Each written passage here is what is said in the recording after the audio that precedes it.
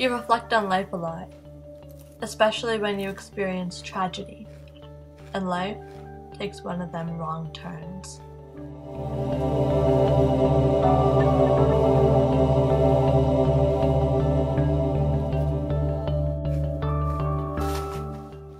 And sometimes, when you say it's your fault, and people try to comfort you and say it's not, it really is.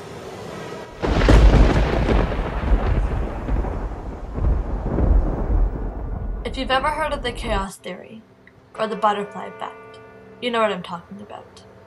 It's when small differences in the initial condition of a dynamic system may produce large variations in the long-term behavior of the system. So in other words, if I were to kill a butterfly right now, it would have just died, right?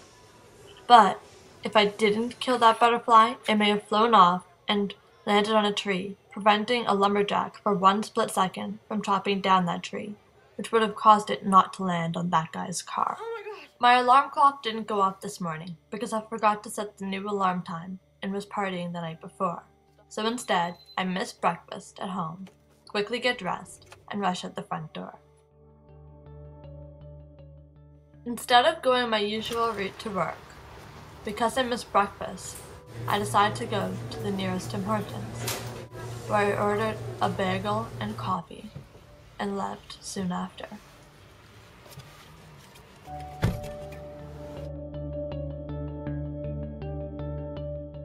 On my way to the Tim Hortons, the guy in front of me didn't turn on the light because he was on his cell phone, playing a game, not paying attention to the road. He was playing the game because he wanted a cell phone for over a year, and his wife finally gave it to him for his birthday.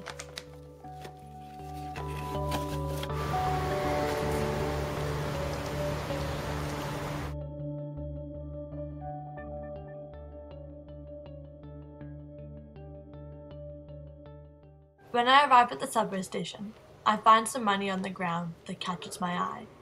The money was dropped by a lady doing an awareness test for her second-year university course because she wanted to get an A in her sociology midterm that she had promised to her father at the beginning of the semester. While I'm at the subway station, headed off to work, my twin sister Rachel is just coming out of her house, headed off to her play on a rainy afternoon.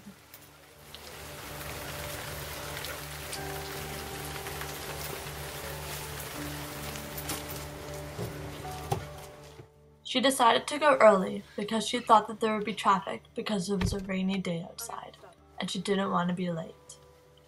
As I'm going down the stairs, I see the subway doors closing and run down quickly, just missing the bus.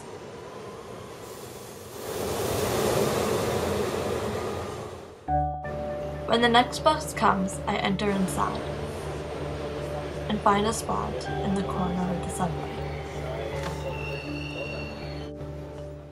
While I'm waiting, a girl comes and sits right next to me, in which she introduces herself. On the ride there, we have ongoing discussions about everything from beauty products to magazines. Unfortunately, it causes her to miss her bus and forces her to get off the next one. And when this was going on, Rachel was eating at the food court, wasting time before going to see her play, because she had gotten downtown early, since there was no traffic that afternoon, like she expected there to be.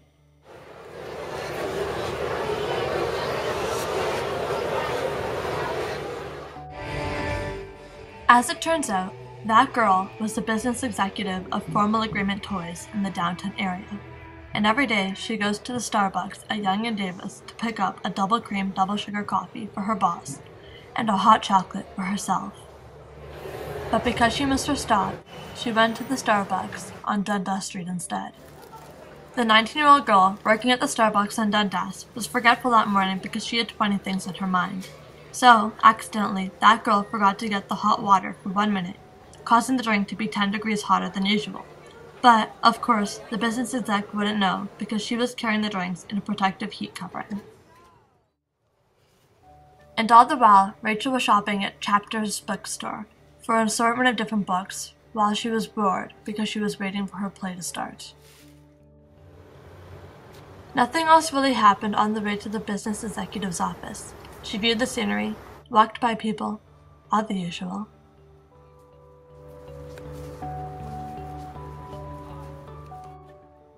That is until she reached Yonge and Desera Drive, but she decided not to go down in fear of newspaper reports she had heard weeks prior to, and so she went down Yonge instead.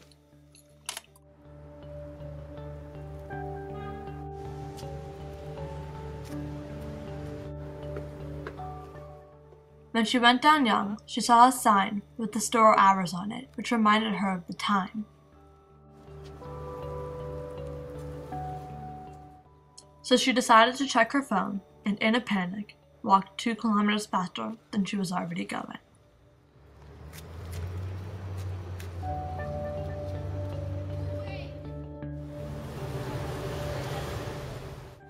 And when the business executive was going down Yonge Street, Rachel was headed toward the theater, and on her way, saw a sign which caught her eye, which she decided to stop and look at.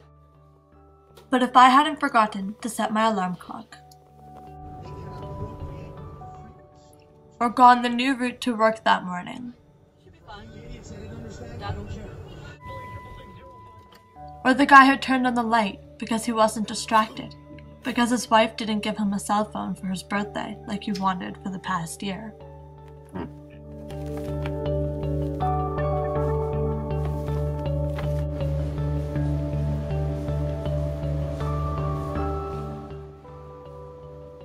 Or I didn't notice the money on the ground, and failed the awareness test the student was doing to get an A for a sociology course.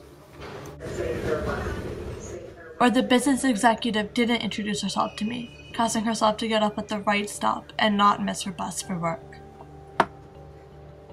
Or the Starbucks girl wasn't being forgetful that morning. Or if the business executive didn't walk down Yonge Street. Or Rachel didn't decide to go downtown early for her play. Or passed right by chapters without looking for books. Or get distracted by the sign for the store. Because remember what I said before about thinking that something really can be all your fault, and a series of initial conditions can cause a chain reaction?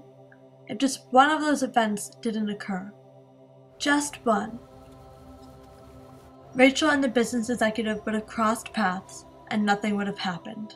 But like anything in life, nothing ever goes quite as we planned. And Rachel got severely burned by the coffee, causing her to have 3rd-degree burns. So in other words, sometimes some things really can be all your fault, even if you don't know it.